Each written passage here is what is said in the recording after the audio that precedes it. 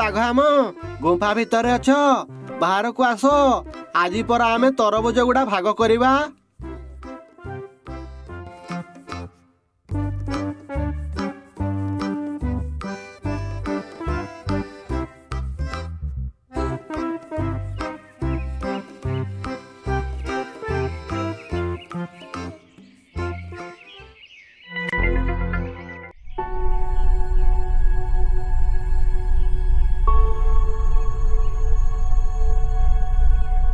ଆରେ ଆମ ସବୁ ତରଭୁଜ ଗୁଡା କୁଆଡେ ଗଲା?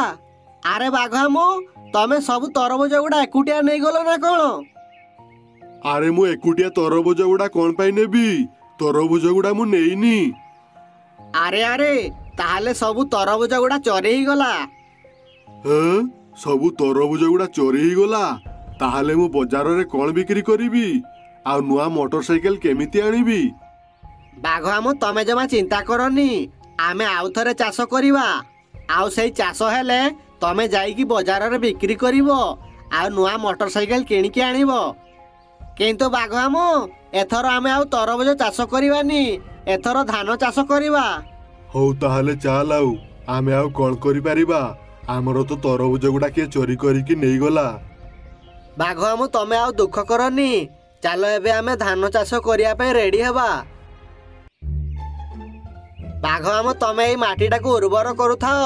ମୁଁ ଯାଉଛି ସେ ଚୋରର ସନ୍ଧାନରେ ଯିବି।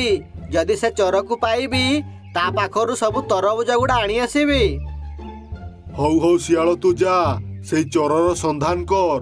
ସେଇ ଚୋରକୁ ପାଇଲେ ମତେ କହିବୁ। ସେଇ ଚୋରକୁ ମୁଁ ଛାଡିବିନି। ସେଇ ଚୋରକୁ ମୁଁ ଭଲ କି ମଜା ଚଖେଇବି। ହଉ ବାଘ ମୁଁ ଯାଉଛି, ତମେ ମାଟିକୁ ଉର୍ବର କରୁଥାଅ।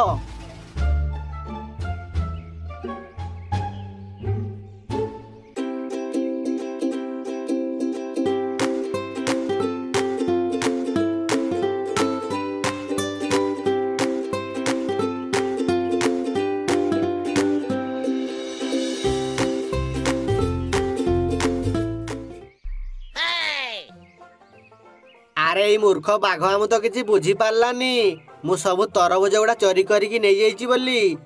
ଏଇ ବାଘ